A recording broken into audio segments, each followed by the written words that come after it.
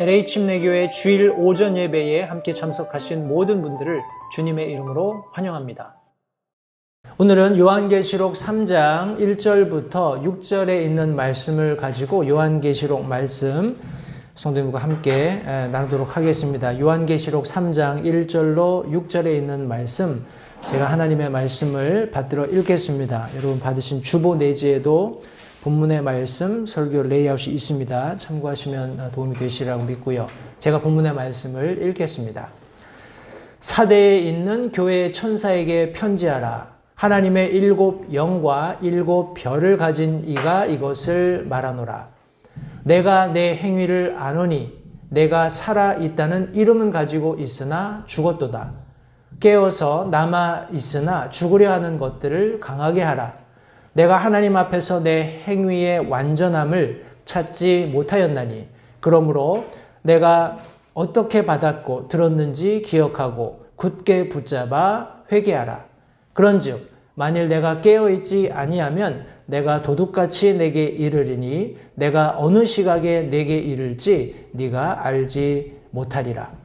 사대에도 자기 옷을 더럽히지 아니한 몇 이름이 내게 있어 그들이 흰 옷을 입고 나와 함께 걸으리니 그들은 합당한 자들이니라. 이기는 자 곧 그는 흰 옷을 입을 것이요 내가 그의 이름을 생명책에서 지워버리지 아니하고 그의 이름을 내 아버지 앞과 그분의 천사들 앞에서 시인하리라. 귀 있는 자는 성령께서 교회들에 말씀하시는 것을 들을지어다.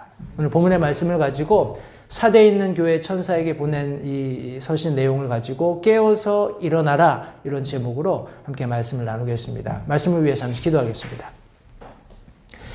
살아계신 아버지 하나님 감사합니다. 오늘 또 함께 나누게 될 말씀 속에서 우리가 이 마지막 시대를 살면서 주님의 몸된 교회를 이루어 이 세상에 존재할 때 과연 우리의 삶이 어떠해야 하는지, 주님께서 세우신 주님의 몸인 교회가 마지막 시대를 어떻게 살아야 하는지 교훈 얻기 원합니다. 하나님께서 친히 성령 하나님께서 이 말씀을 기록하게 하신 그 순간 기록되었을 때 하나님께서 뜻하신 그 의미가 오늘 우리에게 바르게 전달될 수 있도록 도우시고, 또 이 말씀이 우리의 삶에 참 변화를 가져오고 마지막 때를 사는 그리스도인으로서의 합당한 삶, 하나님께서 기대하시고 또 영광 받으시는 복된 삶을 살 수 있도록 주님 도우시기 원합니다. 말씀 전하는 소종을 주님께 의탁드립니다. 주님께서 함께 하시고 사용하시고 모든 영광을 하나님께서 홀로 받으시기를 다시 한번 간절히 바라올 때 예수님의 귀하신 이름으로 기도했습니다. 아멘. 우리가 계속해서 우리 예수님께서 사도 요한을 통해서 아시아에 있는 7 교회에 편지하라는 그런 명령을 주셔서 7 교회에 순차적으로 보낸 그런 서신을 하나하나 우리가 함께 공부하고 있습니다. 반모섬에 유배되어서 아시아에 있는 내륙 지방에 있는 7 교회에 편지하는 그런 과정대로 우리가 에베소 교회, 그리고 서머나, 버가모, 두아디라 교회까지 지난 시간에 보낸 편지들 내용을 함께 살펴보았고요. 오늘은 사대입니다. 제가 이따가 조금 더 큰 지도를 보여드릴 텐데 사대가 가지고 있는 독특한 그런 환경이 있어요. 근데 전반적으로 우리 소아시아에 있었던 7 교회들이 가지고 있던 형편들은 크게 다르지 않았습니다. 그러니까 아주 궁핍한 교회들이 많지 않았고 대부분 어떤 무역이라든지 그런 다양한 그런 상인들의 행로가 마련되어 있었기 때문에 어느 정도 부를 축적할 수 있는 그런 기반이 되었던 겁니다. 교회가 그렇다는 것이 아니라 교회가 위치한 지역들이 그런 어떤 독특한 성향들을 가지고 있었다라는 거예요. 그리고 거기에는 반드시 우상 숭배가 공존하고 있었고, 그리고 어떤 이교도 세력들이 굉장히 힘을 가지고 교회들을 핍박하는 그런 상황 가운데 있었어요. 그럼에도 불구하고 예수님께서는 계속해서 7 교회들을 격려하면서 더러는 우리 7 교회 중에서 2 교회가 예수님께서 특별히 책망하신 내용이 없는 교회라고 말씀을 드렸는데, 2 out of 7 그러면 그렇게 많은 퍼센테이지는 아니잖아요. 그죠? 그러니까 오늘날도 그렇다는 거예요. 많은 교회들이 있지만 실제적으로 예수님께서 그 각 교회들의 책망하실 내용들이 있다라는 겁니다. 그런데 책망으로 끝나는 것이 아니라 예수님께서는 반드시 해결책을 제공해 주셨어요. 오늘은 과연 우리 사대 교회에 어떤 해결책을 제공해 주셨는지를 함께 배우고 우리가 교훈 얻게 될 텐데, 제가 이 7 교회에 보낸 편지 내용들이 일맥상통하는 그런 큰 그런 분류법이 있다라고 말씀드리면서 도입 부분에 어떤 교회가 수신자인지 또 사도 요한에게 무엇을 명령하셨는지를 모두 기록하고 있다고 말씀드렸습니다. 간단하게 오늘 가령 우리가 나누게 될 사대교회에 보낸 편지는 사대교회의 천사에게 편지하도록 수신자와 명령이 모두 포함되어 있다고 우리가 요약할 수 있겠습니다. 편지 내용에 보시면 교회의 장점 그리고 교회의 단점, 앞서 말씀드린 것처럼 그 단점에 따른 해결 방법을 예수님께서 편지에 기록해 주고 계십니다. 결론 부분에는 귀 있는 자는 성령께서 교회들에게 말씀하시는 것을 들을지어다 하는 공통된 교회들을 향한 우리 하나님의 마음이죠. 단일한 마음으로 성령께서 교회들에게 하시는 이 말씀을 청종해라, 경청해라, 잘 듣고 그것을 실천해라 하는 이런 말씀을 주셨고, 마지막에는 이기는 자에 대해서 마지막 때에 내가 그런 믿음을 가지고 이런 여러 가지 처해 있는 어려움들을 극복한 자들에게 이런 보상을 주겠다라는 약속을 해주세요. 근데 나중에 우리가 지금 함께 공부하게 될 사대교회를 포함해서 마지막에 있는 4개 교회에 대해서는 이 순서가 바뀝니다. 이기는 자가 먼저 나오고 마지막에 귀 있는 자는 성령께서 교회들에게 말씀하시는 것을 들을지어다 이렇게 내용이 나와요. 이런 편지의 형식과 내용이 있다는 것을 아시고 이 요한계시록 서론 부분에 있는 7 교회에 보내진 편지를 읽으시면 훨씬 이해를 하기가 쉽습니다. 그래서 제가 이것을 계속 말씀드리고요. 오늘은 특별히 사대교회에 보낸 편지를 통해서 공통적인 명령과 소개를 함께 나누기 원하는데, 우리 사대에 있는 교회의 천사에게 편지하라는 명령을 사도 요한이 듣고 이제 5번째 교회인 사대에 있는 교회의 천사에게 편지를 합니다. 제가 좀 큰 그림을 보여드리면 여기 지금 에베소, 서머나, 버가모, 두아디라 그리고 사대가 여기 있어요. 사대가 여기 있는데 사대 교회도 그렇고 여기 라우디게아 교회도 그렇고 바다로부터 들어오는 강이 있어요. 바다로부터 들어오는 강이 있기 때문에 이게 그냥 우리 앞에서 그냥 간단하게 그려놓은 그림에는 바다와 뚝 떨어져 있는 내륙인 것처럼 보이지만 얼마든지 무역할 수 있는 그런 루트들이 있다는 겁니다. 그러니까 전반적으로 물론 이런 에베소나 서머나 버가모 이런 지역들은 바다에서 훨씬 더 가볍기 때문에 군사적인 요충지로서의 역할도 많이 했었고, 실제적으로 로마 그 당시 황제들이 자신의 그런 성전을 세우고 반강제적이죠. 자기들이 점령군이니까 황제를 숭배하도록 했던 그런 많은 예들도 우리가 함께 살펴본 바 있습니다. 이 해안가 지방에 있었던 교회들에 비해서는 다소 이런 외압이라든지 그런 프레셔가 조금 적기는 했지만 그런 외부 문물을 받아들이는 데 있어서는 크게 별로 차이가 없었어요. 그런 예들을 제가 한두 군데 보여드리면, 여기 지금 유대교 사당입니다. 그러니까 우리 시나거그라고 하죠, 그죠? 우리 사도 바울이 항상 복음 전하러, 이방인들의 복음 전하러 가게 되면 제일 먼저 했던 게 유대인들의 회당을 찾아서 거기 가서 복음을 전하고 또 이방인들의 복음 전하고 했던 그런 것을 성경이 말씀하고 있는데, 여기 유대 회당인데 사대에 있는 겁니다. 여기 바닥에 보시면 바닥이 모자이크로 이렇게 모자이크 무늬가 있어요. 다시 말해서 그 당시에 그 사대라는 지역에 있었던 유입된 이방적인 그런 어떤 패션들이 유대교 사당에서도 발견된다. 그런 것을 우리가 확인해 볼 수 있습니다. 여기는 사대에 있는 짐네시움이에요. 체육관이라고도 해도 되고 무슨 그 정도로, 그러니까 굉장히 건물들이 그런 그 당시에 그 사대 지역에 있었던 건축 양식에 영향을 받고 하는 그런 것들을 잘 이렇게 보여주고 있습니다. 성도님들 보십시오. 교회가 세상의 영향을 전혀 안 받을 수는 없다고 저도 생각을 합니다. 그죠? 가령 우리가 뭐 전혀 안 받고 지금까지 교회가 유지됐다면 아마 다 천막에 있었든지 아니면 뭐 그런 식으로 했을지 몰라요. 근데 교회가 뭐 그 시대에 맞는 공법으로 지어지고 캘리포니아 같은 경우에는 이 지진에 뭐라고 하나요? 지진으로부터 피해받지 않도록 뭐 그런 설계도 해야 되고 다양한 그런 요구 조건들이 있기 때문에 그 시대에 맞게 외형들이 변하는 것은 우리가 특히 뭐 어떻게 단정할 수 없는 부분이지만 교회의 본질이 변하면 안 된다는 거죠.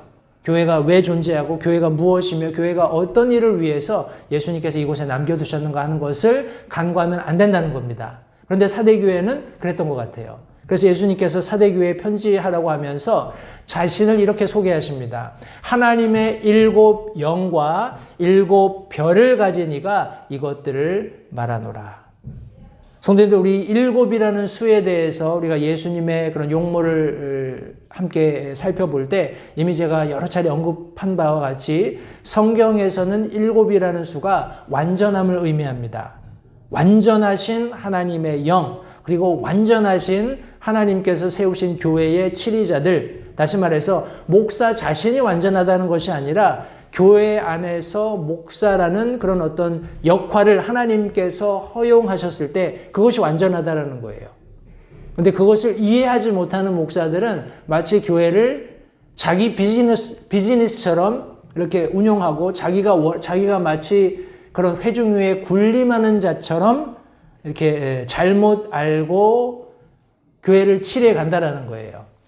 제가 다시 한번 언급드리지만 혹시 기회가 되셔서 그 요새 하고 있는 나는 신이다, 뭐 JMS나 뭐 이런 거 볼 기회가 있으면 다 보실 필요도 없고 그냥 아무거나 한 뭐 8가지 에피소드가 있는, 첫 번째 에피소드에 8가지가 있는 것 같아요. 아무거나 하나 보시면 이해하실 거예요. 제가 하는 말이 뭔지. 그냥 종교라는 이름을 빌어서 자기가 하고 싶은 일들을 하면서 이렇게 그 무리를 통해서 이렇게 자기의 어떤 뭐라고 할까요? 그냥 기쁨을 만끽하는 뭐 그 정도로 하겠습니다. 하고 싶은 말이 많지만 제가 그것을 다 하면 별로 이렇게 그게 도움이 안 될 것 같아서.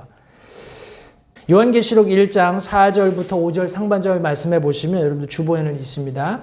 요한은 아시아에 있는 7 교회에게 편지하노니 지금도 계시고 전에도 계셨고 앞으로 오실 분과 그분의 왕좌 앞에 계신 7 영과 또 신실한 증인이시오 죽은 자들 중에서 처음 나신 분이시며 땅의 왕들의 통치자이신 예수 그리스도로부터 은혜와 평강이 너에게 있을지어다, 이렇게 성경이 말씀하고 있습니다. 또 계시록 1장 우리 16절 우리가 이미 오래전에 함께 나눴습니다만 상반절에 보시면 그분의 오른손에는 7 별이 있으며 해서 지금 하나님의 왕좌 앞에 계신 7 영, 그리고 그분의 손에 있는 7 별, 이런 내용들을 통해서 예수님께서 얼마나 이 교회를 철저히 사랑하시며 완전히 소유하시며 또 교회의 주체가 되시는지를 여기 지금 강조하고 있다고 저는 개인적으로 생각을 합니다. 골로새서 1장 18절 상반절에 예수님께서 몸 곧 교회의 머리시다 말씀하고 있어요. 성도님들, 교회의 머리는 그리스도십니다. 교회의 머리는 예수 그리스도세요. 어떤 사람이 그 자리를 대신할 수 없다는 것을 다시 한번 기억하시기 바랍니다. 사람들이 동의한다고 해서 교회가 교회의 정체성을 결정하는 것이 아니에요. 제가 여러 차례 말씀드립니다만 다른 교단들에서 교회들의 대표들이 함께 모여서 우리 여자 목사를 인정하자라고 결정한다고 해서 그렇게 결정이 되는 것이 아니라는 거예요. 교회의 머리는 교회의 수장인 사람들이 그 교회를 대표하는 것이 아니기 때문에 그렇습니다. 교회의 머리는 예수 그리스도시고 그분이 무엇을 원하시는지, 그분이 어떻게 그런 주어진 사안들에 대해 결정하시는지는 성경이 말씀하고 있는 거예요. 이 말씀을 거절하는 혹은 거역하는 그 어떤 무리도 교회라고 지칭될 수 없습니다.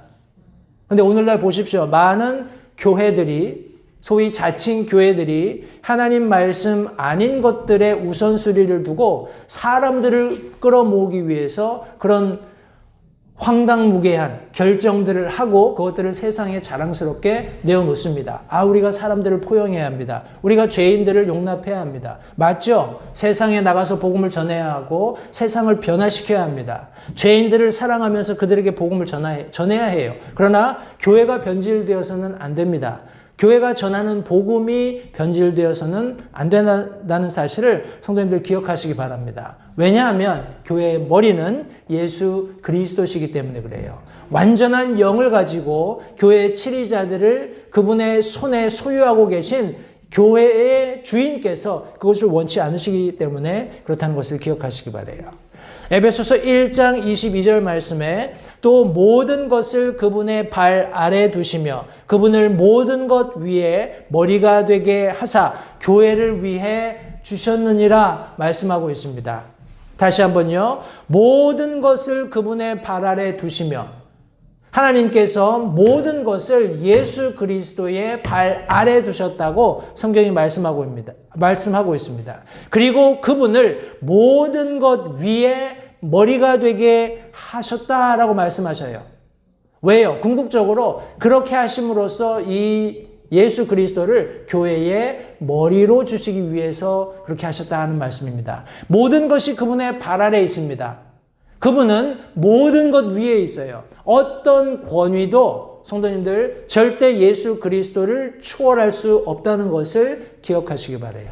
세상 사람들이 이 세상에서 어떤 말을 하든지 어떤 행동을 하든지 성도님들 교회를 뛰어넘는 어떤 권력도 존재할 수 없다는 것 기억하시기 바라고, 교회는 이 세상에 있는 모든 것들을 뛰어넘는 예수 그리스도로 인해서 그런 독특하고 특별한 위치를 갖는다는 사실을 다시 한번 기억하시기 바랍니다. 이런 예수님께서 사대교회를 향해서 말씀하고 계시는데 그들이 처해 있는 상황이 어떤지 같이 한번 보겠습니다. 말씀해 보시면 내가 내 행위를 아노니 내가 살아있다는 이름은 가지고 있으나 죽었도다. 제가 이 말씀을 읽으면서 우리 영어 표현으로 curious하다고 하죠. 굉장히 궁금했어요. 과연 이것이 가능할까? 살아있다는 이름은 가지고 있는데 죽어있다는 거예요. 이 말씀을 듣고 제가 퍼뜩 떠올랐던 구절이 있습니다. 야고보서 말씀에 보면 내 형제들아 사람이 자기가 믿음이 있다고 말하면서 행위가 없으면 그것이 무슨 유익을 주겠느냐, 믿음이 그를 구원할 수 있겠느냐 하면서 그런 스토리 맥락의 맨 마지막에 영이 없는 몸이 죽은 것 같이 행위 없는 믿음도 죽었느니라 이렇게 말씀하셨어요.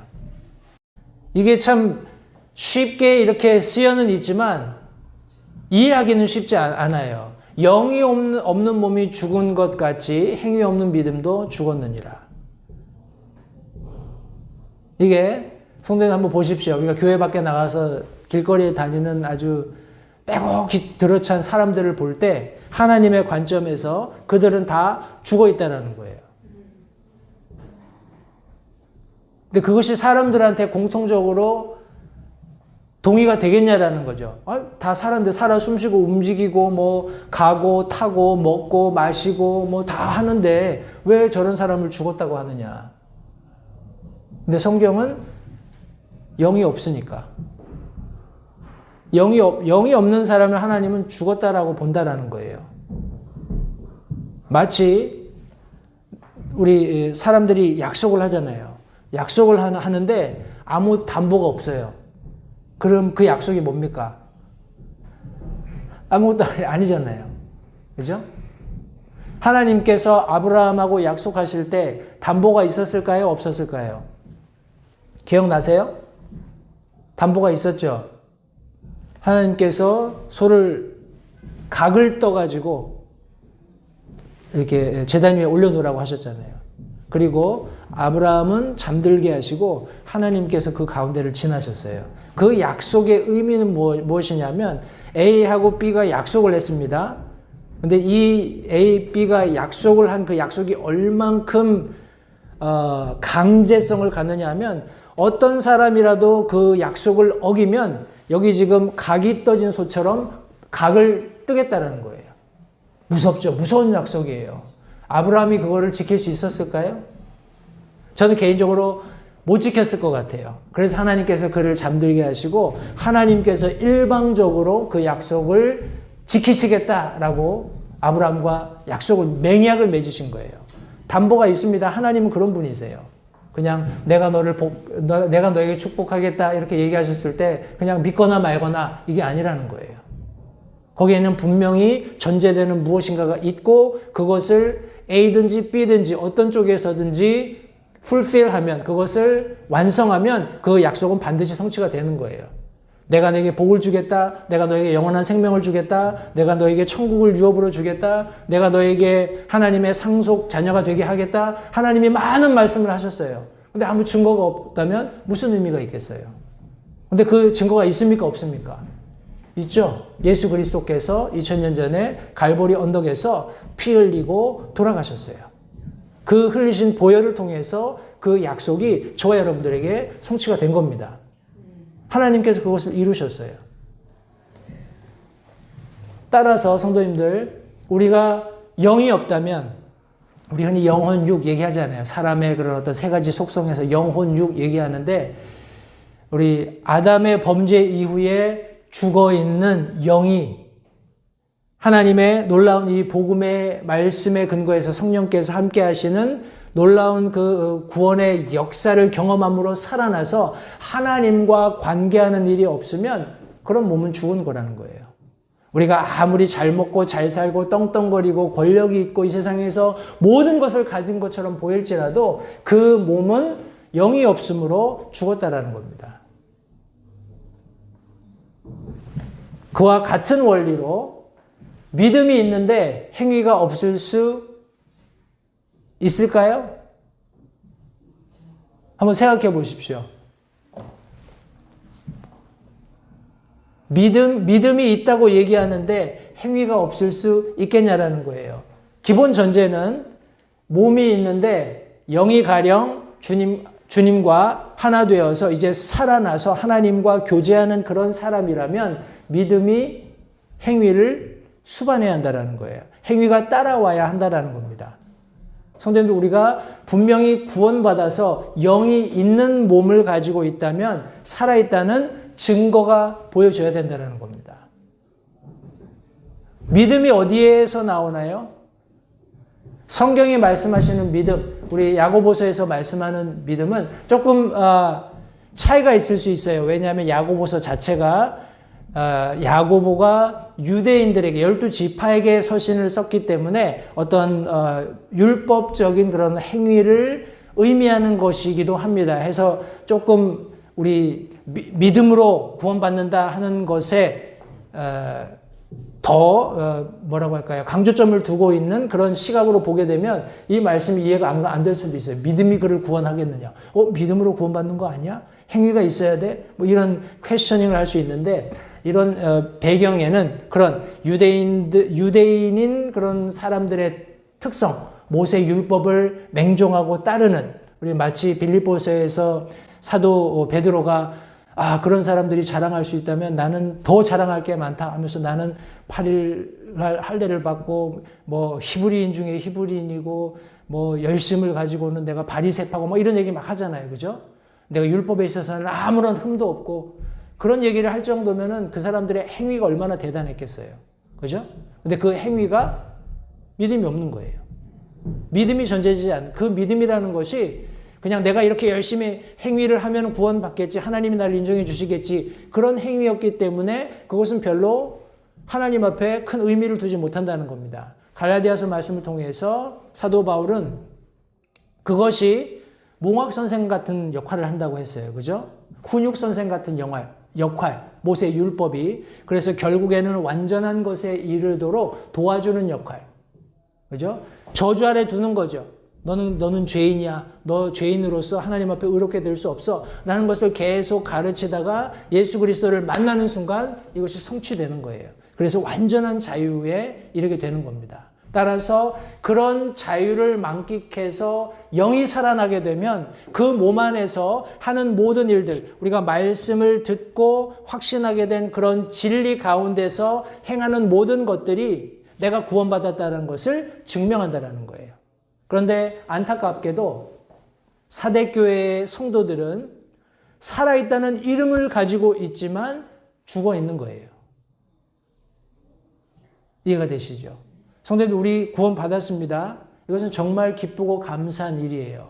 그러나 구원받은 그리스도인으로서의 우리의 삶을 하나님께서 보실 때 과연 나는 구원받은 사람으로서 살아있다는 분명한 증거들을 보이고 있는지는 우리가 스스로 질문해 보아야 합니다. 과연 내 행위는, 내가 살아가는 삶의 방식들은 구원받은 그리스도인으로서 하나님 앞에 인정되고 하나님께서 아시는, 기억하시는, 칭찬하실 수 있는 행위가 될 것인지는 저와 여러분들의 분명한 그런 확신이 필요한 거예요.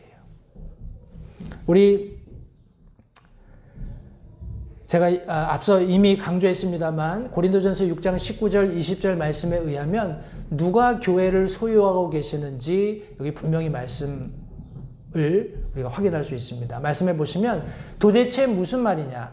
너희 몸이 너희가 하나님에게서 받은 바 너희 안에 계신 성령님의 전인 줄을 너희가 알지 못하느냐? 성도님들, 사도 바울이 이렇게 강한 어조로 질문 던졌을 때는 고린도 교회 성도들도 어떤 부분에서 하나님의 성전인 몸을 가지고 잘못 살고 있었기 때문에 이런 책망조의 질문을 던질 수밖에 없었어요. 정말 이걸 몰라? 하는 그런 심정으로. 너희 몸이 너희가 하나님에게서 받은 바 너희 안에 계신 성령님의 전인 줄을 너희가 알지 못하느냐? 알아야 마땅하다라는 겁니다. 이것이 그리스도인들이 자신의 몸을 바라보는 그런 관점이어야 한다는 거예요. 너희는 너희 자신의 것이 아니니 주께서 값을 치르고 너희를 사셨느니라. 그렇기 때문에 하나님의 것인 너희 몸과 너희 영으로 하나님께 영광을 돌리라 라고 말씀하신 거예요. 성도님들, 이것은 근본적으로는 우리 자신이 분명한 확신을 가지고 살아야 하는 것인데 우리가 그렇게 사는 삶을 살면 마태복음 말씀처럼 세상 사람들이 우리를 보게 된다는 거예요. 그리고 우리 삶 속에서 발견되는 이런 놀라운 변화들, 세상과 다른 가치관이지만 뭔가 차별화된, 뭐라고 하나요? 고차원적인 그런 삶의 원리들을 보면서 하나님께 영광을 돌리게 된다는 겁니다. 성도님들, 우리 삶으로서 하나님 앞에 우리가 직접적으로 영광을 돌리지만 세상 사람들도 그런 우리의 삶을 통해서 하나님 앞에 영광 돌릴 수 있게 된다는 거예요. 우리의 삶이 얼마나 중요한지를 성도님들 다시 한번 생각해 보시기 바랍니다. 또 우리 골로새서 1장 18절 말씀해 보시면 거기에 분명하게 교회의 머리가 누구신지를 다시 한번 설명하고 있습니다. 그분께서는, 예수 그리스도께서는 몸, 곧 교회의 머리시니라. 그분께서 시작이시요 죽은 자들로부터 처음 난 자이시며 이것은 그분께서 모든 것에서 으뜸이 되려 하심이라. 우리 프리에미넌 이런 얘기하는데 모든 것에서 으뜸이 되셔야 하는 것이 바로 교회 안에서 예수님의 실체인 거예요. 다시 한번 이 교회 안에서는 예수 그리스도께서 머리가 되신다는 사실을 성도님들 기억하시기 바랍니다. 에베소서 4장 15절 오직 사랑 안에서 진리를 말하며 모든 일에서 그분 안에 이르도록 성장하게 하려 함이라. 그분은 머리시니 곧 그리스도시니라. 성경 말씀은 계속해서 예수 그리스도께서 교회의 머리가 되신다라고 말씀하고 있습니다. 근데 세상은 계속해서 얘기해요. 하나님이 그렇게 말씀을 하셨지만은 그것 가지고는 좀 부족한 것 같다. 우리 사람들이 뭔가 좀 보충해야 되지 않겠는가? 세상의 원리로 이렇게 해야 교회가 더 발전하지 않겠는가? 이렇게 해야 교회가 더 세상에 영향을 끼칠 수 있지 않겠는가? 예수님이 바보라고 생각하는 것 같아요. 그죠? 그런데 하나님께서 예수님을 교회의 머리로 주셨고 우리가 믿고 알고 확신하는 바에 의하면 하나님은 완전하시며 실수하시지 않고 그 어떤 경우에도 사람의 도움이 필요치 않으신 완전하신 분이심을 우리는 믿습니다. 디모데전서 5장 6절 말씀에 보시면 제가 아마 주보에는 기록해 놓은 것 같은데 이런 말씀이 있습니다. 쾌락에 빠져 사는 여자는 살아 있으나 죽었느니라. 여기 참 과부에 대해서 설명을 하면서 우리 연세가 드신 우리 홀로 되신 자매님들이 교회 안에서 이렇게 영향력을 미치고 교회의 섬김을 받는 거 너무나 당연하지만 우리 홀로 된 지 얼마 안 되어서 지금 쾌락에 빠져 사는 그런 과부들은 살아있지만 죽어있다. 이런 말씀으로 디모데전서 5장 6절이 말씀하고 있는 거예요. 성도님들 보십시오.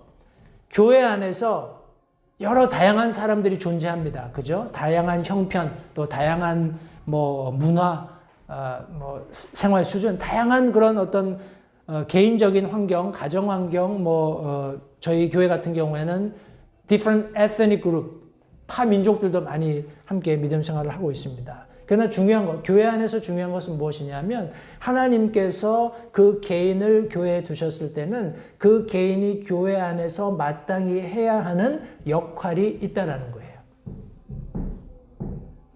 다시 한번요. 나는 나이가 많은데, 나는 아무것도 할지 모르는데, 나는 가진 것도 없는데, 그런 생각조차도 하나님의 말씀은 교회로 어떤 사람을 하나님께서 이끄셨을 때 그런 핑계를 댈 수 없다라는 겁니다. 그 개인은 교회 안에서 마땅히 자기 역할을 해야 하는 그런 역할이 있다라는 거예요. 그리고 그것을 할 수 있게 성령께서 자신의 뜻에 따라서 선물을 주신다라는 겁니다. 흔히 얘기하는 은사를 주신다라는 거예요. 그래서 그 역할을 감당할 수 있도록. 자기 역할을 다하지 못하는 그 개인은 성경이 의미하는 영적인 의미로 죽은 겁니다. 이해가 되시죠? 제가 그거를 비디오 클립을 보려고 본 거는 아닌데, 이렇게 지나가는 이런 영상에서 어떤 사람이 이제 아마 히말라야 이런 데 같아요. 겨울 폭풍 속에 이렇게 아마 산행을 했던 것 같아요. 산행을 하고 내려와서 캠프에 와서 사람들이 이렇게 그 사람을 벗겨보니까 손이 새까맣게 이제 얼어 있는 거예요. 그거는 죽은 거죠. 그죠? 그럼 나중에 어떻게 되나요? 이게 통증도 못 느끼고 나중에 뚝뚝 떨어져요. 결국에는 손가락을 다 잃게 되는 그런 이제 과정을 짧게 비디오가 이렇게 있어서 제가 봤는데, 성도님들, 제 역할을 감당하지 못하는 것은 결국 죽어서 사라져버리게 돼요. 그리고 그 자리를 주님의 몸된 교회에는 살아있는 유기체이기 때문에 또 다른 하나님께서 사람을 이끄셔서 그 역할을 감당하게 하시는 겁니다. 그러니까 교회 안에는 그런 완전함이 있어야 하는데 계속해서 사람들이 세속적인 생각을 가지고 세상적인 마인드를 가지고 교회 안에 들어오게 되면은 어떤 생각을 하게 되느냐? 나 아니면 안 돼. 내가 이 자리에 적임자야. 그런데 교회적인 그런 어떤 치리 과정에서는 교회적인 어떤 목회적인 운영의 과정에서는 그 사람이 아닐 수 있잖아요. 얼마든지. 그리고 하나님께서 주신 분명한 그런 비전을 가지고 은사를 소유하면서 그 역할을 감당할 수 있는 사람이 있단 말이죠. 그렇다면 적절하게 사람들을 배치해야 하는데 그런 과정에서 이제 그런 사람들은 상처를 받아요. 그러면 혼자 나가느냐? 뭐라고 하나요? 봉기하라 하면서 나를 따르라 하면서 사람들을 모아가지고 이제 목사를 대항한다든지 아니면 교회를 상처를 주고 그리고 그냥 떠나는 그런 예들이 있습니다. 그러나 성도님들 다시 한번요. 교회를 누가 소유하고 계시다고요? 예수 그리스도십니다. 그러면 이 교회의 머리는 누구십니까? 예수 그리스도십니다.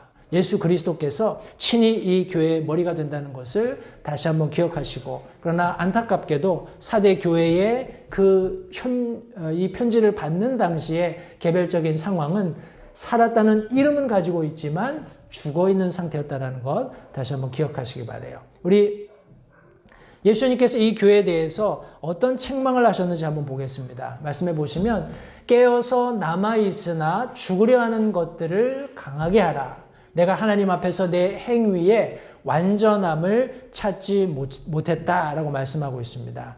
여기 깨어 있으라 라고 말씀하고 있어요. 여러분들 성경에 보면 이 내용의 말씀이 굉장히 많이 나옵니다. 깨어 있으라. 우리 특별히 마지막 시대를 살고 있는, 마지막 때를 살고 있는 그리스도인들에게는 이것이 절대적으로 필요한 하나님의 명령이라고 생각을 하는데, 특별히 밤에 어떤 일이 일어날지 모르는 상황에서 내가 깨어있는 것, 내가 주의를 기울이는 것, 모든 어떤 경고로부터 내가 그것을 즉각 반응할 수 있도록 깨어있는 그런 것을 여기 지금 깨어있다라는 의미가 포함하고 있습니다. 마태복음 24장 42절 말씀에 그러므로 깨어있으라. 어느 시각에 너희 주가 올지 너희가 알지 못하느니라. 우리 복음서를 통해서도, 그리고 요한계시록 지금 우리가 함께 보고 있는 4대 교회에 보낸 편지 속에서도 예수님께서는 마치 도둑이 밤에 찾아오는 것처럼 여기 지금 뜻하지 않은 일이 벌어지게 될 것이다. 갑작스럽게 일어나게 될 것이다. 라고 여기 지금 성경에 경고해 주고 계십니다. 성도님들, 저와 여러분들은 깨어 있어야 돼요. 우리 로마서 13장 11절부터 14절 말씀에 의하면 또한 때를 알거니와 지금이 우리가 잠에서 깨어야 할 바로 그때이니 이는 지금 우리의 구원이 우리가 믿었을 때보다 더 가까이 있기 때문이라. 성도님들 보십시오. 사도 바울이 이렇게 얘기를 했어요. 성도님들 사도 바울 본 적 있으세요? 없으시죠? Long time ago. 그죠? 하나님이 불러가신 이방인의 우리 복음 전도자였습니다. 그분은 이런 마음을 가지고 사역을 했어요. 때를 알거니와. 성도님들 때를 아세요? 하나님께서 말씀하신 때, 정하신 때, 지금 우리가 그 마지막 때 사도 바울이 이것을 기록하고 말씀하셨을 때보다 더 가까운 때를 우리가 살고 있다는 걸 기억하셔야 돼요. 사도 바울은 이런 긴박함을 가지고 이 서신을 기록한 겁니다. 때를 알아야 돼. 지금이 우리가 잠에서 깨어야 할 바로 그때다. 왜냐하면 예수님께서 오시겠다고 한 그 날이, 다시 말해서 우리의 구원이 성취될 그 날이 어제보다 더 가까워졌으니까. 그러면 우리는 얼만큼 깨어야 되는 거예요? 에? 우리는 어떻게 살아야 되는 거예요? 우리의 삶의 자세가 어때야 되냐라는 말씀이에요. 그러면서 이렇게 얘기합니다. 밤이 많이 지나고 낮이 가까이 왔으니 그러므로 우리가 어둠의 행위를 벗어버리고 빛의 옷을 입자가 아니고 빛의 뭐요? 갑옷을 입자. 갑옷을 뭐하러 입습니까? 싸우려고 입죠. 전쟁하려고 입는 거예요. 전쟁하려는 사람의 자세를 가지고 우리가 하루하루를 살아야 된다라는 의미로 지금 여기 사도 바울이 성경에 기록하고 있는 겁니다. 그러면서 구체적으로 밤의 일들을 언급하는데, 낮에 하듯이 우리가 정직하게 걸으며 흥청거리거나 술 취하지 말고 침실을 더럽히거나 방탕하지 말며 다투거나 시기하지 말자. 보십시오. 오늘날 많은 다시 언급해서 죄송합니다만 JMS 그런 거 보면 다 나오잖아요. 그죠? 흥청거리고 술 취하고 침실을 더럽히고 방탕하고 다투고 시기하는 그런 모습들. 불행하게도 이런 것들을 우리가 교회에서 발견한다는 것은 참 우리 불행입니다. 그죠? 그러면서 사도 바울이 마지막에 오직 너희는 주 예수 그리스도로 옷 입고 육신의 정욕을 채우기 위해 육신에게 기회를 주지 말라. 성도님들, 교회가 왜 세상을 변화시키지 못할까요? 교회가 왜 세상을 변화시키지 못할까요? 하나님께서는 예수님을 교회의 소유자라고 말씀하셨고 교회의 머리로 주셨다고 말씀하셨는데, 그렇다면 교회가 이 세상을 능히 변화시키고도 남음이 있어야 하는데 왜 교회가 세상을 변화시키지 못할까요? 저는 개인적으로 너무나 많은 세상 것들이 세속적인 그리스도인들을 틈타서 교회로 들어왔기 때문이라고 생각을 합니다. 다시 말하면 더 이상 예수님이 교회의 소유자가 아니라는 생각을 교회에 심어주기 시작한 거예요. 더 이상 예수님이 교회의 머리가 아니라는 생각을 교회 안에 심어주기 시작했다는 겁니다. 그러면서 사람들이, 어떤 세력들이, 혹은 어떤 직분이, 어떤 조직이 교회를 장악하기 시작한 거예요. 우리 잘 아시죠? 베드로전서 5장 8절 말씀, 정신을 차리라, 깨어 있으라. 왜요? 사도 베드로가 자신의 서신 속에서 정신을 차려야 돼, 깨어 있어야 돼 라고 강조했던 이유가 뭘까요? 그 이유는 너희 대적 마귀가 울부짖는 사자같이 두루다니며 삼킬 자를 찾나니 말씀하고 있는 겁니다. 성도님들, 우리가 정신 차리고 깨어있지 않으면 우리도 똑같이 집어삼켜지는 거예요. 그런 교회들이 예수님의 간증을 헐타는 겁니다. 더 이상 교회가 아니에요. 그런데 그런 교회가 잘 돼요. 잘 된다는 의미는 그냥 사람들이 모인다는 거예요. 사람들이 많이 모이고 재정적으로 탄탄하다 보니까 이런저런 사회 사업들을 합니다. 그러면서 무슨 무지개 그 깃발을 들고 다니는 사람들, 동성애 이런 데 후원해주고 도덕적으로 문란한 그런 사회 조직들에 막 돈들을 빵빵 대주는 거예요. 그러면서 얘기하죠. 아, 예수님이 다 사랑하라고 했으니까 이 사람들 다 잘 돼야 돼. 틀린 말은 아니에요. 그냥 사람들이 듣기에. 그러나 네, 제가 좀 이따가 말씀드리겠지만 우리는 성경의 목숨을 걸어야 되는 사람들입니다. 근데 사대교회는 그렇게 하지 못했어요. 여기 죽으려고 하는 것을 강하게 하라 예수님께서 말씀하셨을 때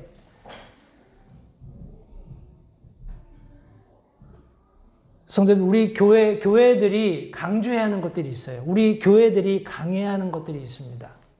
그죠? 우리 흔히 얘기하는 prosperity gospel 그러잖아요. 그냥 복을 받는 복음. 그 뭐라고 하나? 한글로 prosperity gospel 뭐라고 얘기해야 되나요? 이제 예수 믿으면 다 잘 돼. 예수 믿으면 다 부자 돼. 이런 종류의 그런 것들인데 성도님들, 성경이 예수님 모르는 사람에게 처음 제시됐을 때 제일 중요하게 취급되어야 되는 것은 그 사람의 영이에요. 그 사람의 혼이에요. 그죠? 그 사람이 혼이 성경 말씀을 전폭적으로 받아들이면서 죽었던 영이 살아나서 하나님과 화해하게 되는 그 일이 가장 중요한 겁니다. 다시 말해서 실제하는 천국과 지옥이 강조돼야 돼요. 그리고 그것을 믿고 확신하는 사람들이 늘어나야 되는 겁니다. 아, 예수 믿으면 잘 돼. 예수 믿으면 병 고쳐져. 예수 믿으면 내 경제적인 문제가 다 해결돼. 예, 듣기에는 좋은 얘기지만 성경이 말씀하고 있는 바는 아니에요. 도리어 성경은 믿는 자들이 당하게 될 고난을 강조하고 계십니다. 필요에 의해서 우리가 단련을 받아야 한다라고 도리어 성경은 말씀하고 있는 거예요. 성도님들, 교회는 실제하는 천국과 지옥이 강력하게 그리고 경계로서 이 세상에 알려져야 한다는 것을 성도님들 잊지 마시기 바라요. 저와 여러분들은 분명히 정해진 목표가 있죠. 그죠? 지금 여기 사는 삶이 여러분들의 삶의 목표신가요? 내가 통장에 얼마를 모아야지, 아니면 내가 나중에 열심히 모아서 어떤 집을 사야지, 어떤 차를 사야지, 어떤 지위에 올라야지, 그것이 삶의 목표라면 빨리 수정하십시오. 우리의 목표는 본향에 있어요. 주님을 뵐 때 우리가 잘했다, 착하고 충성된 종아라는 칭찬 듣는 것이 우리의 삶의 목표가 되어야 된다는 거예요. 그런데 그게 아니라 정작 살아야 될 것들은 다 비실비실 죽어가고 있고 엉뚱한 것들이 살아나고 있는 거예요. 성도님들 그것들을 다 포기하셔야 됩니다. 이 세상에 속한 것들을 다 포기하고 죽어가고 있는 것들 그걸 강하게 해야 된다는 거예요. 그거에 목숨을 걸어야 된다는 겁니다. 그거를 다시 살려야 된다는 거예요. 하나님께서 우리의 삶 속에서 우리의 행위 속에서 완전함을 찾지 못했다. 완전함을 보지 못했다라고 말씀하고 있어요. 이 완전함은 성취하는 거예요. 하나님께서 부탁하신 것들을 성취하는 것을 의미합니다.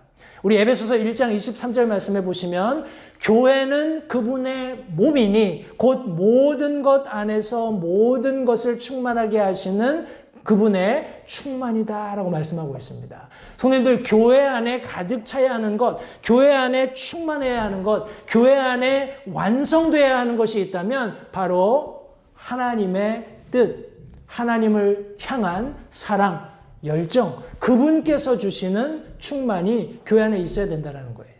교회가 재정적으로 좀 어려울 수 있습니다.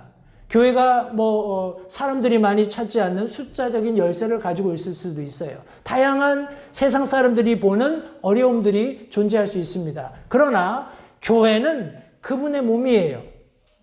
사람들이 평가하는 수를 가지고 재정을 가지고 건물을 가지고 평가하는 그런 대상이 아니라 교회는 예수 그리스도의 몸이십니다. 모든 것 안에서 모든 것을 충만하게 하시는 하나님의 충만이 교회 안에 있다라는 것을 성도님들 기억하시기 바라요. 이 충만은 하나님의 말씀으로 인해서 완성되는 겁니다. 성도님들 교회 안에서 말씀이 전파되지 않는 교회가 있거든 저한테 알려주십시오. 제가 정확하게 그 교회가 왜 교회가 아닌지를 설명드릴게요. 왜냐하면 성경 말씀에 의하면 하나님의 말씀만이 교회를 완성시킬 수 있다라고 말씀하세요. 모든 성경 기록은 하나님의 영감으로 주신 것으로 교리와 책망과 바로잡음과 의로 교육하기에 유익하니 17절 말씀 보십시오. 이것은 하나님의 사람이 어떻게 돼요? 완전하게 되어 모든 선한 일에 철저히 갖추어지게 하려 합니다. 말씀하고 있습니다. 그리스도인의 완전함이 어디서 온다고요? 교회가 얼마나 재정적으로 튼튼하냐? 교회가 얼마나 많은 성경 프로그램을 가지고 있느냐? 아닙니다. 하나님의 말씀이에요. 하나님의 말씀이 증거될 때 그 말씀을 수용함으로 그것을 교리로, 책망으로, 바로잡음으로, 의로 가르치는 과정 속에서 비로소 하나님의 사람이 완전하게 된다. 성경이 말씀하고 있는 것입니다. 성도님들 하나님의 말씀을 통해서 우리의 삶을 변화시켜가면서 하나님께서 우리를 보실 때 내가 너희들의 삶 속에서 완전함을 본다. 이렇게 칭찬받을 수 있게 되기를 다시 한번 간절히 바랍니다. 이런 문제점들을 가지고 있는 사대교회에 대해서 예수님께서 해결 방법을 제시해 주세요. 3절 4절 말씀해 보시면 그러므로 네가 어떻게 받았고 들었는지 기억하고 굳게 붙잡아 회개하라. 그런즉 만일 내가 깨어있지 아니하면 내가 도둑같이 내게 이르리니 내가 어느 시각에 내게 이를지 내가 알지 못하리라. 사대에도 자기 옷을 더럽히지 아니한 몇 이름이 내게 있어 그들이 흰 옷을 입고 나와 함께 걸으리니 그들은 합당한 자들이니라. 성경이 말씀하고 있습니다. 여기 보면 내가 어떻게 받았고 들었는지 기억하고 굳게 붙잡아 회개할 것을 성경이 말씀하고 있습니다.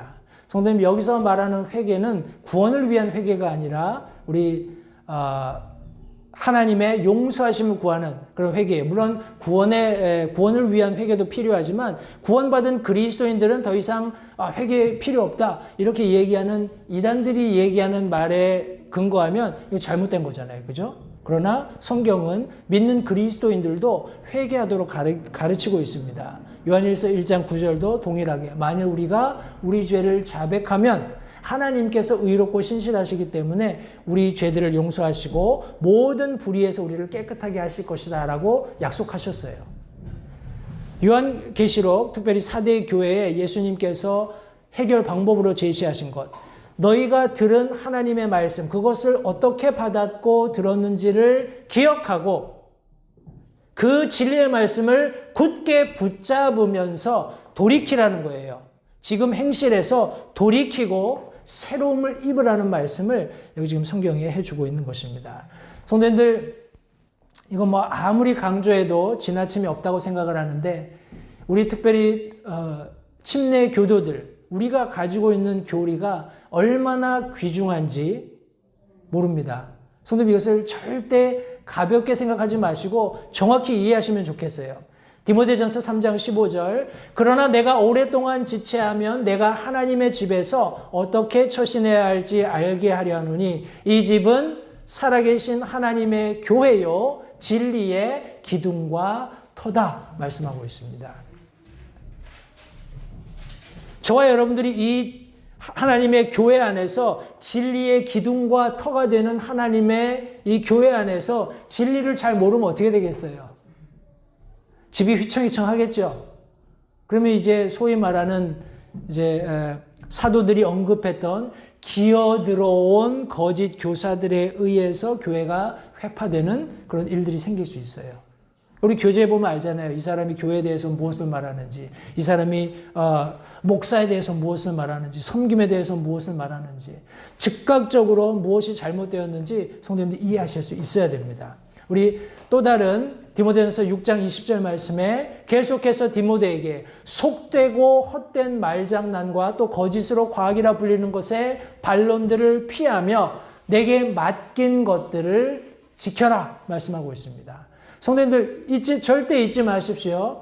우리가 다른 사람들에게 복음 전하면서 그 사람들하고 말싸움하려고 가는 게 아니잖아요. 그죠? 우리는 그냥 하나님의 말씀에 의해서 전도의 미련함을 가지고 복음을 들고 가서 복음을 전달할 뿐입니다. 그들이 받지 않거든 그냥 하나님께 그 혼을 맡겨두시고 다른 사람에게 가시면 돼요. 그런데 그래? 어디 한번 해보자 하고 그렇게 하실 필요가 없다라는 거예요. 그냥 우리한테 맡겨진 것들을 지키면 됩니다. 제가 그런 경우도 봤어요. 어떤 사람은 이단 그런 리더한테 가가지고 그래? 그러면 내가 한번 가서 이 사람을 박살내겠다. 그리고 가가지고 그냥 홀딱 넘어가는 그런 사람들도 많이 봤어요. 그냥 내 믿음을 지키면 되는 거예요. 다른 사람 믿음 바꾸려고 할 필요 없습니다. 그런 믿음 같지 않은 그런 아직 세상에서 죄 가운데 죽어가는 많은 사람이 있는데 왜 그 사람한테 목숨 걸고 가가지고 내 믿음까지 변질시키냐라는 거죠. 지혜롭지 못한 겁니다. 디모데후서 1장 13절로 14절, 너는 그리스도 예수님 안에 있는 믿음과 사랑 안에서 내게 들은 건전한 말씀들의 그 틀을 굳게 붙들고 우리 안에 거하시는 성령님을 의지하여 내게 맡겨진 그 선한 것을 지키라. 똑같죠? 내게 맡겨진 그 선한 것을 지키라는 거예요. 어떻게 해요? 그리스도 예수 안에 있는 믿음과 사랑 안에서 내게 들은 건전한 말씀들의 그 틀을 굳게 붙들고 교리의 틀을 굳게 붙들고 우리 안에 거하시는 성령님을 의지할 때 그것이 가능하다는 겁니다. 제가 빨리 우리 침례교도들이 믿는 한 8가지 특징이 뭔지를 설명을 드릴게요. 우리 영어로 적어놨지만 여기 많은 참고 구절들이 있습니다. 제가 나중에 따로 카피를 만들어서 드릴 텐데 저희들이 적어도 침례교도들이라면 한 이 7, 8가지 정도를 명확히 이해하셔야 되는데 첫 번째, 성경의 권위입니다. 성도님들, 이 성경은 그냥 참고서가 아니라 우리 믿는 침례교도들에게는 우리의 신앙과 실천, 우리의 삶의 최종 권위예요. 이해가 되시죠? 내가 살아가는데 삶의 어떤 문제에 맞닥뜨렸을 때 여러분 많은 카운셀링을 구할 수 있습니다. 그러나 최종적인 내가 어떤 결정을 내려야 하는데 그 결정의 근거는 하나님의 말씀에서 온다라는 거예요. Biblical authority, Bible is final authority 이렇게 이야기합니다. 최종적인 성경의 권위입니다. 그리고 autonomy of local church, 교회의 자치예요. 교회는 스스로 통치하도록 하나님께서 조직을 만드셨어요. 그리고 예수 그리스도를 머리에 두셨습니다. 따라서 교단이 필요 없는 거예요. 더 높은 교회가 우리에게 이래라 저래라 명령할 그런 아무런 근거가 없는 겁니다. 우리 교회가 자치이고 또 priesthood of the believer, 믿는 자들의 제사장직. 다시 말해서 우리가 더 높은 권위에 있는 하나님께 더 가까이 있는 사람들 찾아가서 기도 부탁하고 할 필요가 없다는 거예요. 성도님들, 우리가 가령 문제가 있을 때 목사님에게 상담을 요청하거나 함께 기도해 달라고 하는 이유는 그분들이 영적인 통찰력을 가지고 우리의 문제를 함께 공유해 주는, 그리고 목자로서 하나님 앞에 양무리에 대한 책임이 있는 분이기 때문에 우리가 어려움이 있을 때 우리 목사님에게 가서 문제를 함께 오픈하고 상의하고 함께 기도를 하는 것이지, 그분이 기도할 때 더 큰 능력이 있고 그분이 기도할 때 더 하나님께서 잘 들어주시고 그런 거 전혀 아닙니다. 모든 믿는 자들이 하나님 앞에 담대히 나갈 수 있는 그런 제사장적인 직분을 가지고 있다는 것 기억하시고요. 교회에는 두 가지 예식이 있습니다. Two ordinances. 우리는 침례식, 주의 만찬이 그 두 가지 예식이라는 것을 믿고 이것이 교회 안에 예수님께서 명령하신 예식이라는 것을 믿습니다. 우리 지금 제가 8가지라고 말씀드렸던 이 침례 교도들이 믿는 교리는 우리 Baptists라는 침례 교도들이라는 단어의 첫 자를 따서 만든 거예요. 그래서 Baptist, 그죠? B-A-P-T-I-S-T-S, Baptist, 영어로 쉽게 이해하시게 그 첫 자들을 따서 만든 것이니까 좀 헷갈리시거든. 우리 한글로는 이게 좀 첫머리 따서 만들기가 어려운데 영어로는 그냥 Baptist 이렇게 돼 있습니다. 그래서 이렇게 생각하기도 쉽고 이렇게 내용을 찾기도 쉬운데, 우리 그 다음은 Individual Soul Liberty입니다. 모든 개개인이, 개별적인 혼들은 자유가 있다라는 거예요. 내가 믿을 자유, 내가 뭐 행동할 자유, 뭐 이런 특별히 예수 그리스도 믿는 부분에 있어서도 우리 캐톨릭에서 얘기하는 것처럼 이 사람은 믿기로 하나님이 작정하신 사람이야, 이런 것이 적용이 안 된다라는 거예요. 성경 말씀에 의하면. 그죠? 가령 그렇다면 우리한테 복음 전하라고 할 필요가 없잖아요. 근데 성경은 분명히 개인적인 그런 믿음의 자유가 있다는 것을 가르치고 있고, 그 다음은 회원권에 대한 것입니다. 회원권에 대해서 Saved, Baptized, Church Membership 했습니다. 교회 회원이 되는 것은 우리가 등록카드를 쓴다고 회원이 되는 것이 아니라 구원받고 그 구원의 확신에 따라서 교회에 침례받음으로 회원으로 더해지는 거예요. 구원받고 침례를 통해서 같은 믿음을 공유한 사람들이 한 몸을 이루는 것을 우리 성경이 가르치고 있기 때문에 그런 개인들에게 회원권을 주는 겁니다. 그리고 성경에 의하면 두 가지 직분이 있어요. Two offices. 하나는 목사, 하나는 집사입니다. 이 두 가지 외에는 어떤 다른 직분이 교회에 주어진 적이 없습니다. 해서 다른 데 가보면 권사님, 뭐라고 하나요? 여러 가지 막 많잖아요. 부르는 것들이. 그런데 성경 말씀에 의하면 두 가지 직분이 있고 이 직분은 모두 남자에게 국한된다는 것을 우리가 성경을 통해서 확인할 수 있습니다. 마지막은 separation of church and state. 교회와 정부가 분리되는 거예요. 근데 로마 캐톨릭은 교회와 정부가 하나가 된 거죠. 그러니까 정확하게 우리 침례 교도들이 가지고 있는 교리와 우리 대치가 됩니다. 그래서 많은 우리 선조들이 죽음을 당한 여러 가지 이유가 있겠습니다만 그런 이유 중에 하나가 되기도 하고요. 어쨌든 간에 성도님들, 이런 교리들, 기본적인 이 한 7, 8가지 교리들을 정확하게 알고 계시면 좋겠어요. Baptist, 침례 교도들이라는 그 영어 단어의 첫 머리 글자들로 시작되는 이런 7, 8가지 교리들을 아시면 좋겠습니다. 베드로전서 1장 13절, 그러므로 너희 마음의 허리를 동이고 정신을 차려 예수 그리스도께서 나타내실 때에 너희에게 가져오실 그 은혜로 인해 끝까지 소망을 가질지어다. 성도님들, 소망을 가지십시오. 예, 우리가 많이 흔들리는 그런 시대에 살고 있어요. 참 요동하는 그런 시대를 우리가 살고 있습니다. 그럼에도 불구하고 성경은 계속해서 우리가 하나님의 말씀에 전폭적으로 의지하면서 주님의 몸된 교회 안에서 주님이 오실 때까지 그 은혜 안에서 끝까지 소망을 갖도록 격려하고 있다는 사실을 잊지 마시기 바랍니다. 예수님께서도 우리에게 소망을 주십니다. 너희는 마음에 근심하지 말라. 하나님을 믿고 또 나를 믿으라. 내 아버지 집에 거할 곳이 많도다. 그렇지 않으면 내가 너희에게 말해 주었으리라. 내가 너희를 위해 처소를 예비하러 가노니 가서 너희를 위해 처소를 예비하면 내가 다시 와서, 예수님이 약속하신 거예요. 내가 다시 와서 너희를 내게로 받아들여 내가 있는 곳에 거기에 너희도 있게 하리라. 내가 어디로 가는지 너희가 알고 또 그 길을 너희가 아느니라. 여러분들 아시나요? 도마가 몰랐기 때문에 예수님께서 내가 곧 길이요 진리요 생명이니 나를 통하지 않고는 아무도 아버지께 갈 수 없다. 그런 말씀을 하셨던 거예요. 근데 우리는 알죠. 얼마나 감사합니까? 그 길을 굳게 붙드십시오. 예수님이 그 길이시고 그 진리시며 생명이 되신다는 것. 성도님들 절대 잊지 마시기 바라요. 사대 교회에 우리 방금 읽은 4절 말씀해 보시면 요한계시록 3장 4절에 사대에도 자기 옷을 더럽히지 아니한 몇 이름이 내게 있어 그들이 흰 옷을 입고 나와 함께 걸으리니 그들은 합당한 자들이다 말씀하셨어요. 성도님들, 저와 여러분들이 천국에 가면 흰 옷을 입을 것 같아요.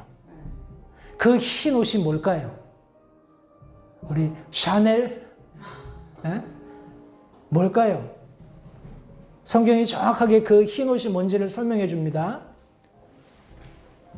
말씀해 보시면 요한계시록 16장 15절 보라 내가 도둑같이 오나니 깨어있어 자기 옷을 지키고 벌거벗고 다니지 아니하여 그들에게 자기 수치를 보이지 아니하는 자는 복이 있도다 하시면서 우리 제가 여기다가 말씀을 5절 말씀에 우리 마지막 대지에 제가 그 말씀을 기록해 놨습니다. 우리 마지막 대지 볼 텐데요. 이기는 자 곧 그는 흰 옷을 입을 것이요 내가 그의 이름을 생명책에서 지워버리지 아니하고 그의 이름을 내 아버지 앞과 그분의 천사들 앞에서 시인하리라. 귀 있는 자는 성령께서 교회들에 말씀하시는 것을 들을지어다 말씀하셨습니다. 흰 옷이 무엇인지 요한계시록 19장 6절로 8절 말씀이 우리에게 잘 가르쳐주고 있습니다. 또 내가 들으니 큰 무리의 소리 같기도 하고 많은 물들의 소리 같기도 하며 우렁찬 천둥들의 소리 같기도 한 음성이 이르되 할렐루야 주 하나님 곧 전능하신 분께서 통치하시는도다. 우리가 즐거워하고 기뻐하며 그분께 존귀를 돌릴지니 어린 양의 혼인 잔치가 이르렀고 그분의 아내가 자신을 예비하였도다. 8절 보십시오. 또 그녀가 깨끗하고 희고 고운 아마포 옷을 차려 입도록 허락하셨는데 그 고운 아마포는 성도들의 의인이라 말씀하고 계십니다. 우리가 입게 될 하얀 옷은 그냥 희기 때문에 의미가 있는 것이 아니라 그것이 하나님 앞에서 우리의 의가 되기 때문에 그렇습니다. 우리를 의롭다고 하신 분이 누구신가요? 하나님이시죠. 하나님께서 우리를 의롭다고 하셨는데 누가 우리를 대적하겠습니까? 그것이 로마서 8장의 말씀이에요. 아무것도 우리를 대적할 수 없습니다. 우리가 하나님의 의를 힘입어서 살게 된다는 전제하에 성도님들, 그리스도인으로서 이 세상을 살 때 세상적인 관점을 가지고 살지 않도록 주의하십시오. 우리는 주님의 몸된 교회 안에 있죠. 이 교회 안에서 우리가 어떻게 처신하고 행동해야 할지는 우리의 머리가 되시는 예수 그리스도께서 가르치십니다. 그분의 가르침은 하나님의 말씀에 근거하고 있어요. 단 한 톨도 한 점도 하나님의 말씀과 위배되지 않는다는 것을 기억하시기 바라요. 우리가 앞서 살펴보았던 8가지 정도 압축된 교리들은 하나님의 말씀에서 온 것입니다. 하나도 하나님 자신을 위배하지 않는다는 것을 기억하시면서 하나님의 말씀에 근거해서 주님의 몸된 교회 안에서 성도님들 의를 추구하시는, 하나님의 의를 추구하시는 우리 모두가 되었으면 좋겠습니다. 그런 그리스도인들을 향해서 하나님께서 내가 그들을 시인하겠다 말씀하세요. 예수님께서 마태복음 10장 32절로 33절 말씀에 그런즉 누구든지 사람들 앞에서 나를 시인하면 나도 하늘에 계신 내 아버지 앞에서 그를 시인할 것이요 누구든지 사람들 앞에서 나를 부인하면 나도 하늘에 계신 내 아버지 앞에서 그를 부인하겠다 말씀하셨어요.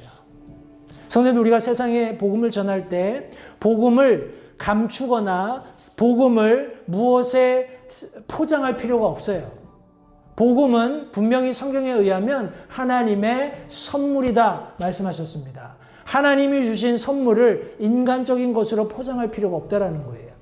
그냥 있는 그대로 제시하고 받으면 그 사람에게 복이 되는 것이고 거절하면 그 사람에게 큰 화가 되는 것뿐입니다. 우리가 할 수 있는 것은 하나님께서 전하라고 하신 이 복음을 가지고 나가서 세상에 전하는 거예요. 근데 사람들이 계속해서 이 복음을 자꾸 사람들이 받기 편하게 포장을 하려고 해요. 그것이 어떤 면에서는 사람들 앞에서 예수님을 시인하지 않는 모습으로 비춰질 수도 있어요. 성도님 아마 그런 경우들 종종 보셨을 텐데 아주 유명한 그런 공중파에서 이런 가스퍼, 소위 말하는 가스퍼 프리처들을 인바이트합니다. 초청해가지고 물어봐요. 당신은 예수가 유일한 구원의 길이라고 믿느냐? 그 사람들이 뭐라고 대답할 것 같으세요? 이거는 기독교 방송이 아니잖아요. 그죠? 그냥 뭐 NBC나 뭐 이런 유명한 그냥 모든 사람들이 미국 전역에서 전 세계에서 사람들이 지켜보고 있는 방송이란 말이에요. 근데 앵커가 그렇게 물어보는 거예요. 당신은 예수 그리스도가 유일한 구원의 길이라고 믿느냐? 성도님들 같으면 어떻게 대답하시겠어요? 아멘. Of course. 그죠? 예수님만이 유일한 구원의 길입니다. 이렇게 얘기하는 게 맞잖아요. 그런데 그렇게 대답을 안 하는 거예요. 모르겠어요. 많은 사람들이 나를 인정해 주는 것, 많은 사람들이 나를 좋게 평가하는 것, 저는 그것보다 예수님이 나를 하나님 앞에서 인정해 주시는 것에 더 가치를 두기 때문에 세상에서 어떤 경우에도 예수님을 시인할 수밖에 없지 않겠나 하는 그런 생각을 해봅니다. 예. 우리 성도님들이 시인하면 예수님께서 하나님 앞에서 그리고 많은 천사들 앞에서 내가 그 사람을 시인하겠다 약속하셨어요. 그런데 부인하면 나도 몰라. 얼마나 창피스럽겠습니까? 그죠? 그런 그리스도인들이 되지 않았으면 좋겠습니다. 성도님들, 계속해서 성경이 말씀합니다. 귀 있는 자는 성령께서 교회들에게 말씀하시는 것을 들을지어다. 다시 한번요. 여기 이 귀는 그냥 ear, 귀 하나예요. ears. 우리 복음서에서 예수님께서 귀 있는 자는 들을지어다 이렇게 말씀하셨을 때 거기에는 ears입니다. 우리 사람의 귀. 근데 여기 지금 예수님께서 요한계시록 교회에 보낸 서신 맨 마지막에 계속 언급하시는 귀 있는 자는 이라고 얘기했을 때 singular form이에요. 하나. 단일한. 이거 말고는 교회가 참고하거나 염두에 둘 이유가 전혀 없다라는 거예요. 이것이 그것, 하나님께서 원하시는 그것이라는 것입니다. 다시 한번 성도님들, 교회의 실체를 정확히 아셔야 됩니다. 예수 그리스도께서 교회의 머리시며 교회의 주인이세요.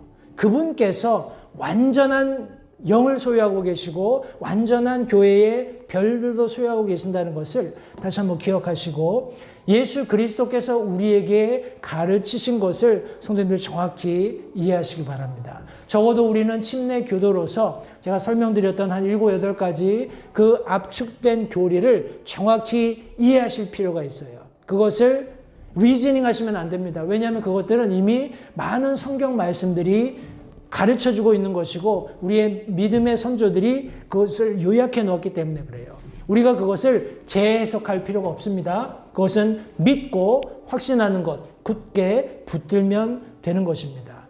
예수님께서 주신 약속을 다시 한번 상기하십시오. 성도님들, 우리에게 하나님께서 요구하시는 것이 있다면 우리의 의예요. 이미 예수님께서는 우리를 의롭다 하셨죠. 칭의, 의롭다고 하셨어요. 그러면 우리는 그 의로운 삶을 살아야 합니다. 절대 세상 것들로 더럽혀지지 않도록 성도님들 주의하시고 하나님과 천사들 앞에서 나를 시인하실 그 주님을 의지하고 신뢰하면서 우리 하루하루 그리스도인의 삶을 살았으면 좋겠습니다. 성도님들, 예수님은 다시 오십니다. 예수님이 다시 오실 그날을 고대하는 그리스도인들, 그런 그리스도인들은 살아있으면서 생명력 넘치는 그런 삶을 살 수 있다는 사실 다시 한번 기억하시면서 우리 사대 교회에 마지막 보내주셨던 편지, 깨어서 일어나라. 살았다는 이름만 가지고 죽어있는 모습으로 있지 말고 깨어서 다시 일어나서 그리스도인의 삶을 살아라. 주님의 몸된 교회의 역할을 감당해라. 이런 충고의 말씀을 오늘 우리가 개인적으로 받고 결단해서 우리 주님 만날 때 칭찬받는 모든 LH 침례교회 성도님들이 되셨으면 좋겠습니다. 기도하겠습니다. 잠시 들으신 말씀에 따라 결단하는 시간을 가지시기 바랍니다. 하나님께서 무엇을 말씀하시든지 따르기로 결단하십시오. 하나님께서는 순종하는 자들을 존중하십니다. 아직 예수님을 개인의 구주로 영접하신 사실이 없으시다면 자신이 죄인됨을 인정하며 하나님께 나오는 자들을 하나님께서 받아주신다는 확실한 말씀에 근거하여 다음과 같이 기도하십시오. 하나님, 나는 죄인입니다. 나는 내 죄로 인해 죽을 수밖에 없음을 압니다. 그러나 예수님께서 내 죄를 위해 십자가에서 피 흘려 죽으시고 사흘 만에 다시 살아나셔서 내 죄값을 모두 지불하셨고 내게 새로운 생명을 약속하셨음을 믿습니다. 지금 이 순간 예수님을 내 마음에 모셔드립니다. 내 마음에 오셔서 나의 주와 그리스도가 되어주십시오. 예수님 이름으로 기도했습니다. 다음과 같이 기도하셨다면 여러분은 성경 말씀대로 구원을 받으셨습니다. 계속해서 주 안에서 함께 자라가는 복된 교제가 있기를 간절히 바랍니다.